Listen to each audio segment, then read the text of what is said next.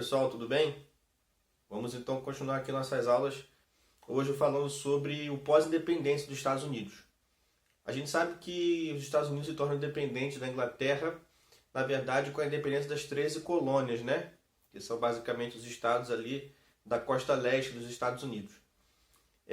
Ao longo do tempo, após a independência, os Estados Unidos vão crescendo, tanto economicamente quanto geograficamente, né?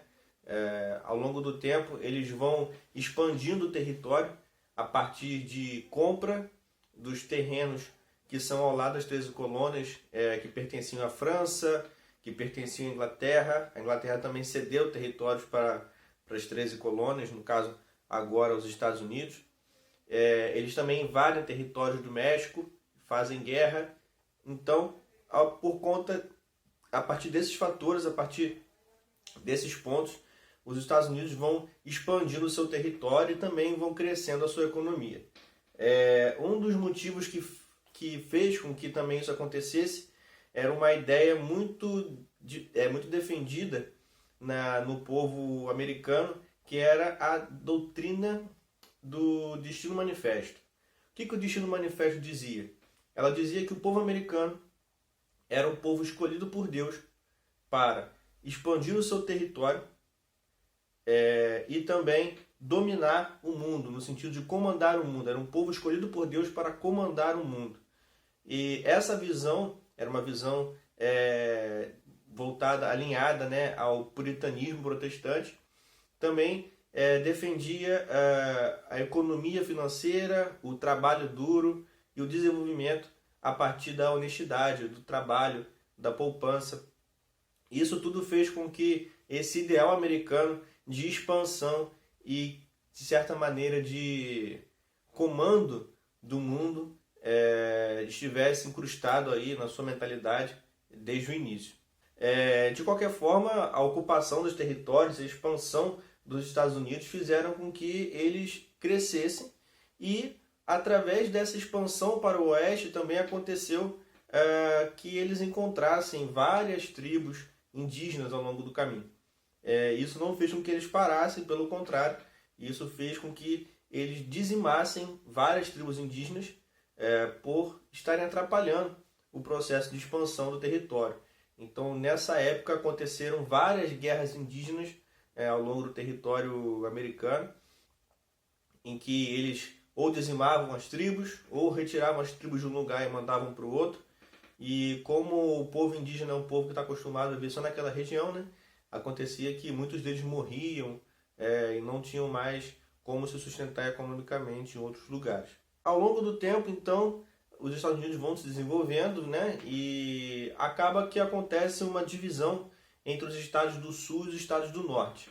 Bom, os estados do norte eram estados que não defendiam a escravidão, eram estados que defendiam altos impostos sobre a importação, de modo que protegessem a sua produção interna, e também eram estados que tinham bancos. Então eles eram credores, né? Eles emprestavam dinheiro, tinham um sistema econômico bastante grande, e por conta disso defendiam uma moeda única, defendiam uma série de medidas econômicas que eram contrárias às que eram pensadas no sul. Os estados do sul eram estados que defendiam a escravidão, eram estados que eram contra os altos impostos para importação. Na verdade, eles defendiam a baixa dos impostos, e também, por serem estados majoritariamente devedores, eram contra a criação de bancos nacionais, eram contra a unificação da moeda, todas essas medidas que eram defendidas pelos estados do norte. Bom, acontece em 1857 uma grande depressão econômica nos estados do norte, por conta de uma crise de exportação e também pela baixa dos investimentos europeus nos estados. Do contrário, acontece nos estados do sul um grande crescimento econômico, motivado pelo aumento das exportações de algodão. Isso tudo fez com que aumentasse a rixa entre os estados do sul e os estados do norte. Bom, o estopim para que tudo acontecesse que enfim acontecesse a guerra, né, foi a eleição em 1860 de Abraham Lincoln.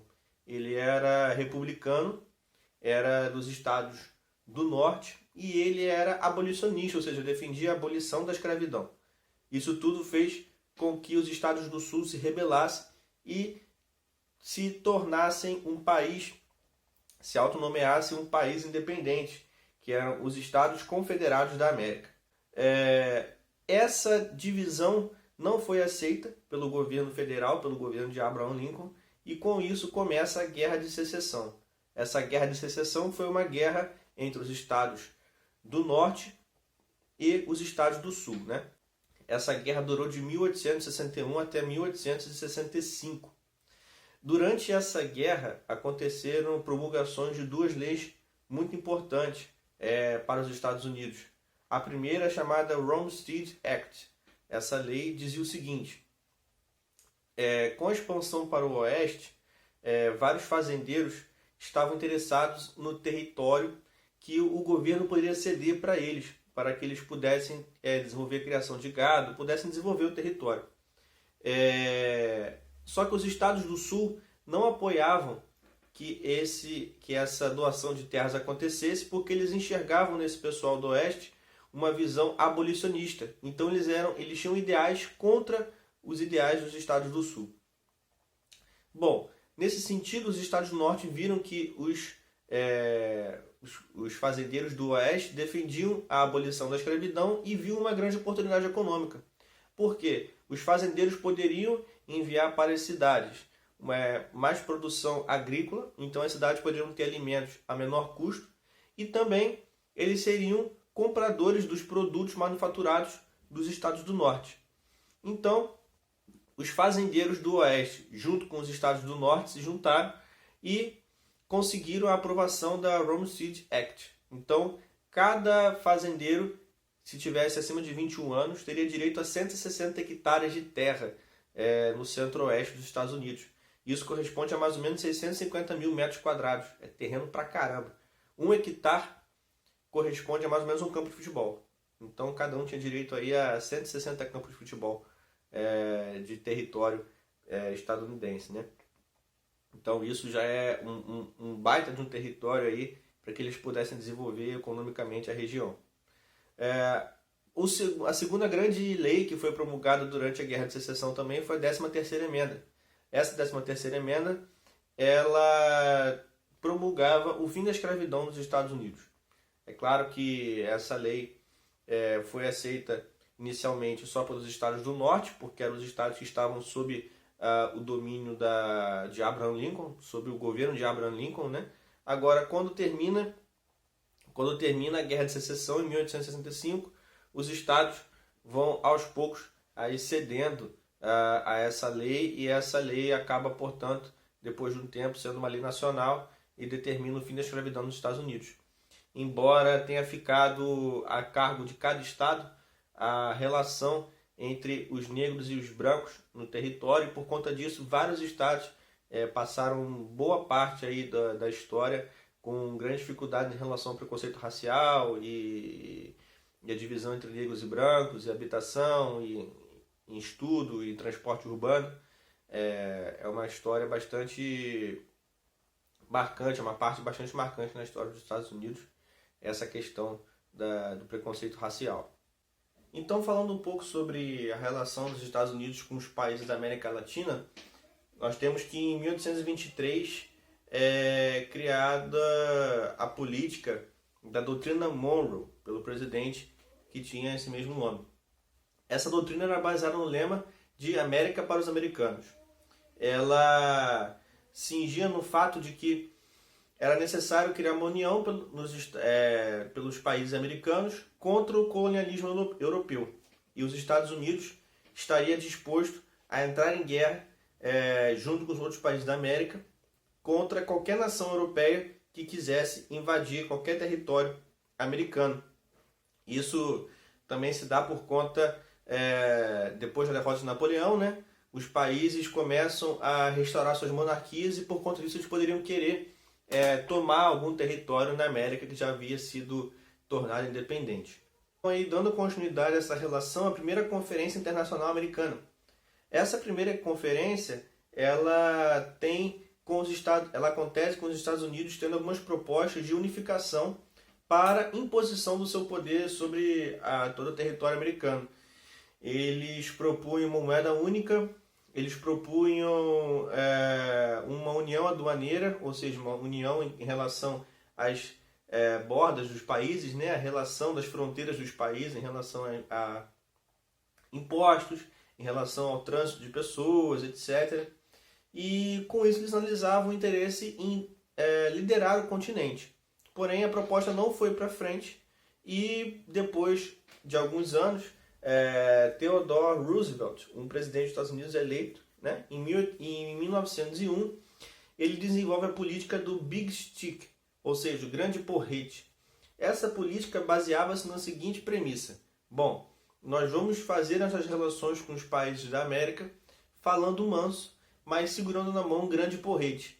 Ou seja, nós vamos tentar negociar, mas se a negociação falhar, nós temos o nosso poderio militar aqui para resolver os problemas. Um exemplo dessa relação é a criação do Estado do Panamá. Os Estados Unidos viam com grande interesse a criação do Canal do Panamá, né? Aquele canal que liga o Oceano Pacífico ao Oceano Atlântico, e por conta disso ele estimula a independência do Panamá, para que aí sim, estimulando a independência daquela região, eles teriam em troca o apoio para construir o estreito, aquele canal do Panamá. Os Estados Unidos dominam essa parte do Panamá por um longo tempo, até que no final do século XX todo o domínio daquela região é passado para o governo do Panamá. Bom, mais ou menos em 1932, Franklin Delano Roosevelt, não confundir com Theodore Roosevelt, tem o mesmo sobrenome, mas são presidentes diferentes. Franklin Delano Roosevelt, em 1932, ele entende que essa política do Big Stick é ultrapassada e ele quer alterar essa política para uma política mais sutil e que possa ser mais sofisticada, que ela possa trabalhar melhor a relação dos Estados Unidos com os outros países. Então ele desenvolve a política da boa vizinhança. Essa política da boa vizinhança era uma política em que ele apoiava financeiramente, politicamente, os países da América do Sul, da América Latina de maneira geral, em troca de apoio. E por conta disso ele conseguia desenvolver uma relação melhor com os países. A gente tem também um exemplo para dar da relação dos Estados Unidos com a Colômbia, por conta das plantações ilegais de maconha, do tráfico de drogas. Então os Estados Unidos apoiam fortemente aí o governo da Colômbia, apoiavam, né, o governo da Colômbia contra o tráfico de drogas, contra as Farc, que são as Forças Armadas Revolucionárias da Colômbia. Então existia essa política de boa vizinhança e de liderança aí nas outras nações da América. Acontece então a Segunda Guerra Mundial, né, de 1939 a 1945, e depois da Segunda Guerra Mundial começa a Guerra Fria. Na época da Guerra Fria, então, os Estados Unidos mudam a sua visão e passam a liderar e a exercer influência sobre as nações daqui da América, no sentido de atrapalhar o desenvolvimento, o crescimento do comunismo. Então eles usam a sua política, a sua influência para apoiar as nações americanas que eram contra o comunismo. Por conta disso, diminuir a influência dos seus inimigos no seu quintal, assim, na área próxima do seu território. Essa visão geopolítica dos Estados Unidos continua até o fim da Guerra Fria, quando eles passam a não olhar mais a América Latina como uma peça importante no seu cenário geopolítico e começa a ficar aí um pouco mais de lado a importância do território do restante da América para a visão política dos Estados Unidos. Bom, essa foi uma aula introdutória, né, uma aula de resumo dos Estados Unidos pós-independência e sua relação com os outros países na América. Espero que tenham entendido, que tenham gostado, e a gente se vê na próxima. Tchau, tchau.